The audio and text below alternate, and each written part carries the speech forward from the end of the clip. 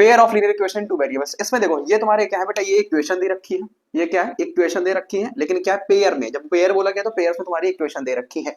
And हमें क्या बनाने होते हैं, ग्राफ बनाने होते हैं। क्या बनाने होते हैं, ग्राफ बनाने होते हैं। बट अभी हम लोग इसके पूरा वैल्यू निकालेंगे सॉल्व करके, उसके बाद में हम लोग ग्राफ बनाएंगे। तो ये हम अभी आगे समझेंगे क्वेश्चंस में, मैं एक क्वेश्चन की सहायता से तुमको ये चीज समझा दूंगा। देन बेटा इसमें क्या है, nature of lines without graphs, यानी कि बिना ग्राफ बनाए हम लोग लाइंस का नेचर जो भी है वो बता सकते हैं। देखो इसमें दिया गया है, अगर क्या हो बच्चा कि a1 upon a2 does not equals to b1 upon b2 बोला जाए, क्या a1 upon a2 does not equals to b1 upon b2 बोला जाए, मतलब कि क्या है वो इंटरसेक्टिंग लाइन होंगी। अब इसमें थ्री कंडीशंस होते हैं ग्राफ में, जैसे कि एक इस टाइप में होता है, ये लाइन है ठीक है, और एक पैरेलल होती है, और दूसरी ये क्या है इस फॉर्म में।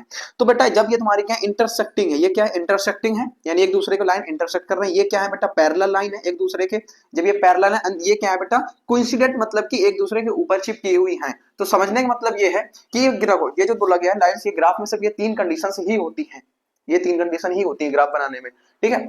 एंड दूसरा तुमको बोला गया है क्या, जैसा कि मैंने इसमें बोला, क्या अगर इंटरसेक्टिंग लाइन होंगी तो उसमें बेटा क्या होगा, यूनिक सॉल्यूशन बनेगा। इंटरसेक्टिंग लाइन है, यूनिक सॉल्यूशन कहने का मतलब कि वन सॉल्यूशन, इसका मतलब क्या होता है वन सॉल्यूशन, ठीक है। यूनिक सॉल्यूशन का मतलब होता है वन सॉल्यूशन। एंड दूसरी चीज बोला जाए कि a1 upon a2 is equals to b1 upon b2 is equals to c1 upon c2, अगर इनका रेशियो बेटा इनका रेशियो इक्वल हो जाए तो बेटा क्या होगा, मैनी सॉल्यूशन बनेगा। कितने मैनी सॉल्यूशन, जैसे कि ये क्या चिपकी हुई है, इसमें बहुत सारे सॉल्यूशन बन रहे हैं, बहुत सारे सॉल्यूशन, ठीक है। तो वो क्या होती है, कोइंसिडेंट लाइन होती है। ये क्या है कोइंसिडेंट लाइन है, मतलब एक दूसरे के ऊपर है, ठीक। एंड फिर क्या बेटा बोला जाए कि a1 upon a2 is equals to b1 upon b2 but does not is equals to c1 upon c2। जब इस फॉर्म में तुमको दिया जाए इनका रेशियो, और तो बेटा क्या होगा उसमें नो सॉल्यूशन, मतलब उसमें कोई भी सॉल्यूशन नहीं बनेगा। क्यों, क्योंकि वो क्या होंगी पैरेलल लाइन होंगी।